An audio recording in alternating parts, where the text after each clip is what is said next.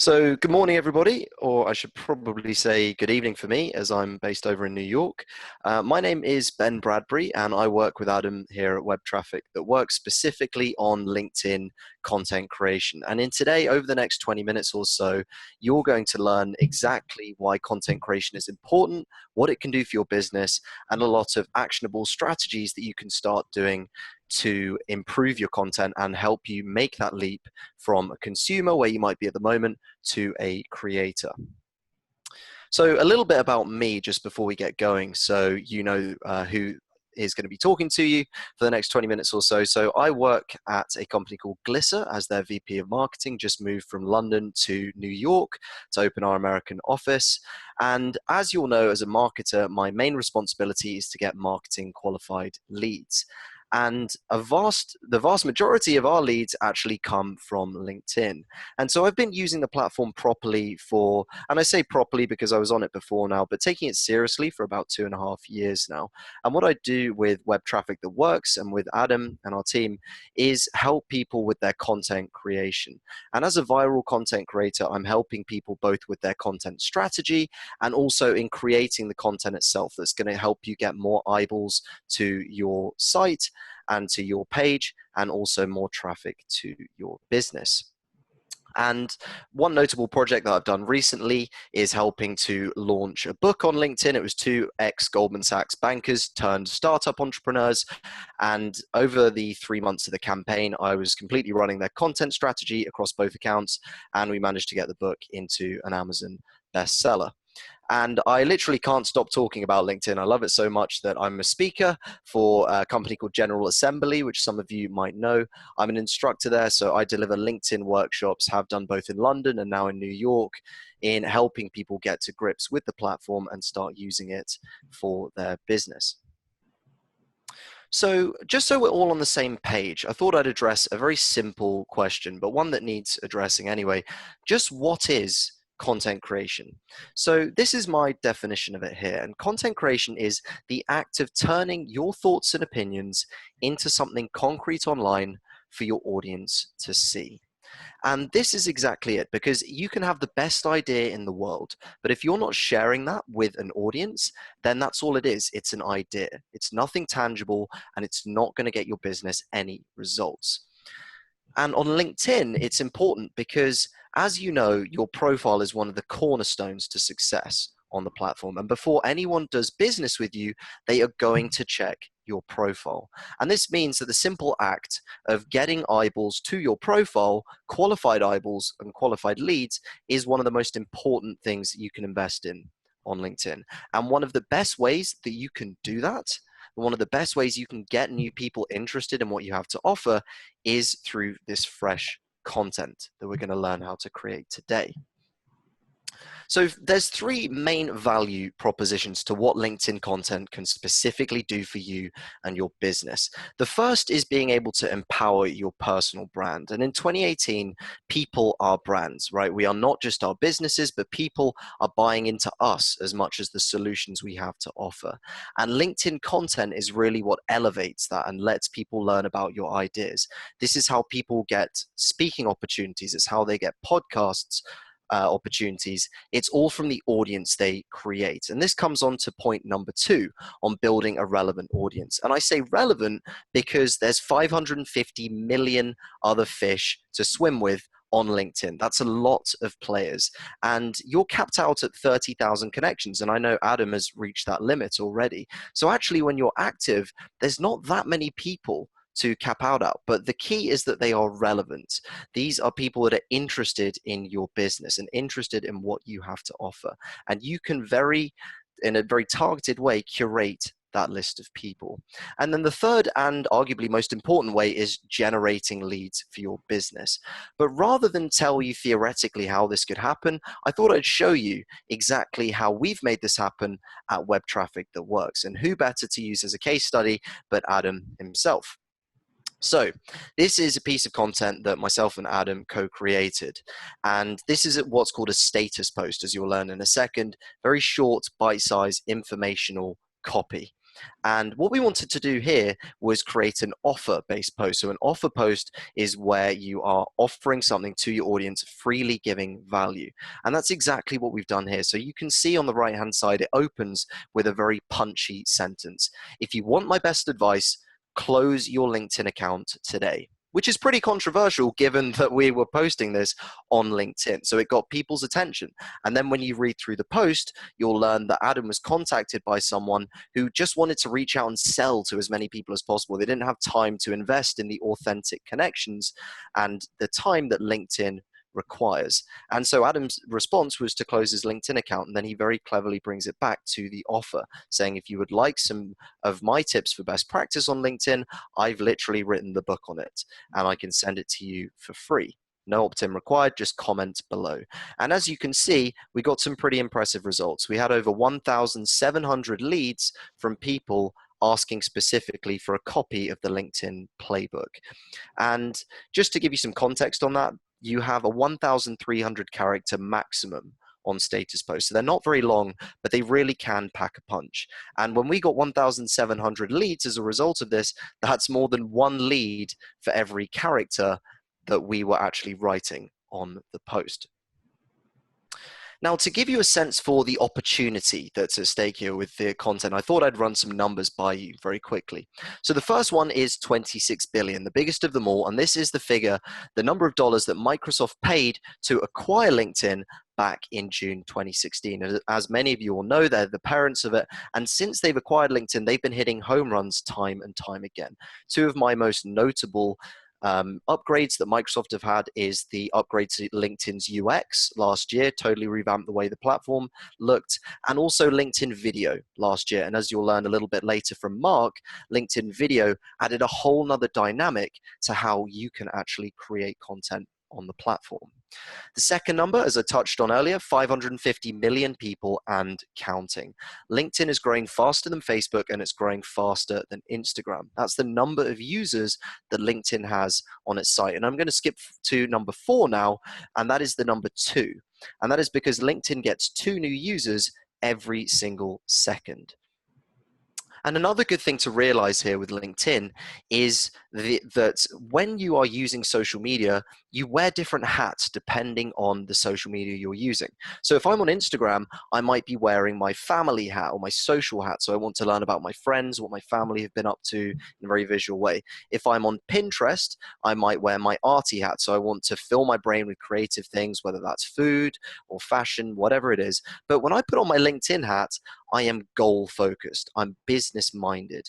I want to get value and I want to give value in a very transactional way. And this means if you're looking to share ideas about your business and get eyeballs to your business, there is no better place to be doing it than right here on LinkedIn.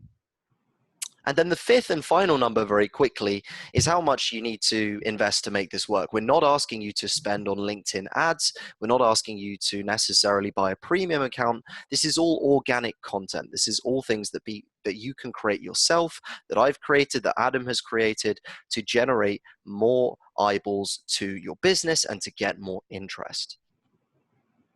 So there are 3 different kinds of content that you can create on LinkedIn. So the first is the status post that you've just seen.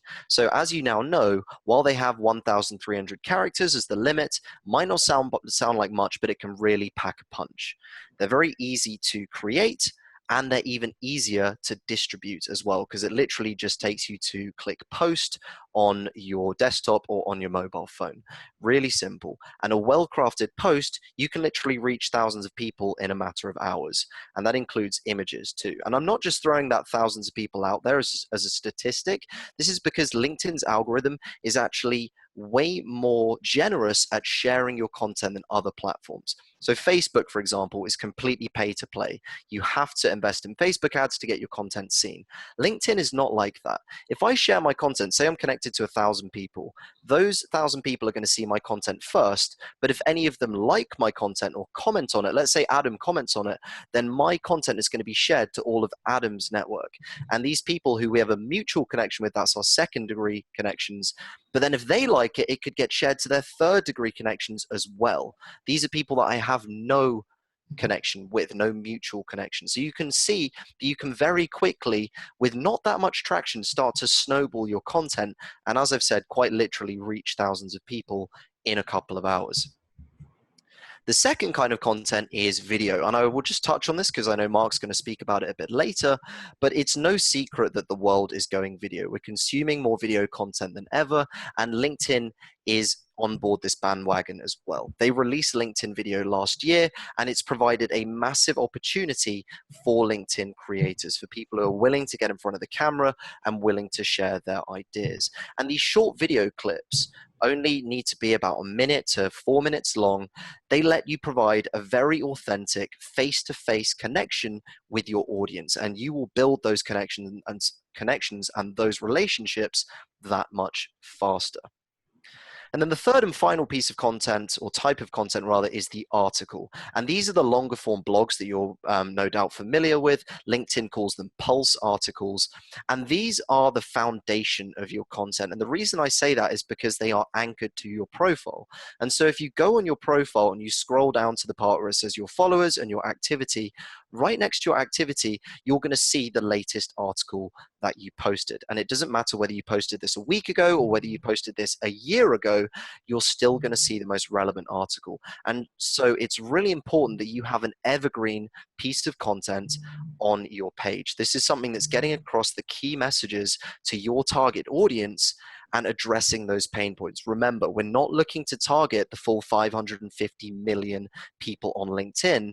We just want to target that very specific niche that we are dialed into. And so you want your article to reflect that. So now that you've got an overview, let's get tactical for a second. So here are 4 very practical strategies for you to improve your copywriting on LinkedIn. Number 1, the first and last 3 lines of any post are absolutely crucial. The reason being because if I type a status post, you only get those first 3 lines before someone has to click see more to actually see the rest of your post. So quite frankly, if you haven't got their interest in those first 3 lines, then you aren't going to get any engagement and people aren't going to be interested in the post any further. And this is what we call the hook. So you have to be hooking your audience in with something, whether that is an announcement about something that's happened or a failure, highlighting a vulnerability. Whatever it is, you need to be getting the audience's attention. If I go back to Adam's post for a second, you can now see the hook in action, right? So we've got 2 of the 3 lines are being used here. So it says, if you want my best advice, close your LinkedIn account today. Harsh words, but it was the best advice I could give. Let me share the backstory. So then people see that and they think, why does Adam, a social media star, want people to close their LinkedIn account? That doesn't make much sense. So then they click and watch it. Click and read it.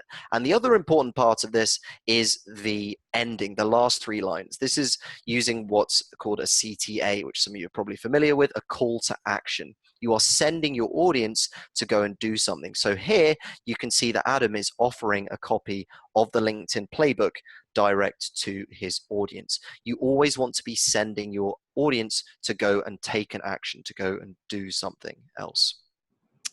The second part is to write in the first person. Now, there's a couple of advantages to this, but also some pretty serious disadvantages to writing in the third person. So firstly, you write in the first person, it shows courage and it shows bravery. It shows that you're not afraid to actually go and have the limelight shared on you. And this actually comes back to one of the numbers that I now want to come back to for the opportunity, because some of you will have noticed that I left out number 3, and that is number 1 million. And that is my favorite number, and it is the number of people that actually share content on LinkedIn every single week consistently. So as you can see, there's a massive opportunity for people that actually want to go and share their ideas. You're not just, by creating content, you're not just joining the 1%, but actually the 0.2% of users of LinkedIn. And the best way that you can showcase this courage of putting yourself in the limelight is by writing in the first person. There's nothing worse than going to the trouble and really psyching yourself up to go and write something or to go and film a video and then talk about in the third person or talk about someone else. People want to know about you. They want to know about your story and your problems, because ultimately you want to get them interested in your business. So why would you talk about anyone else or in the third person? So that's why I'm highlighting that number now, because if you make the leap from consumer to creator, you want to be talking in the first person, whether it's in video or in your status posts or your articles. It's always important.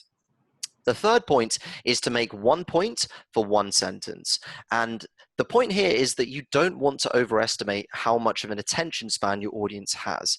If you give them really long sentences with 2 or 3 points at a time, that might be great for an academic essay, but it's not going to be good on the internet. People don't have long attention spans.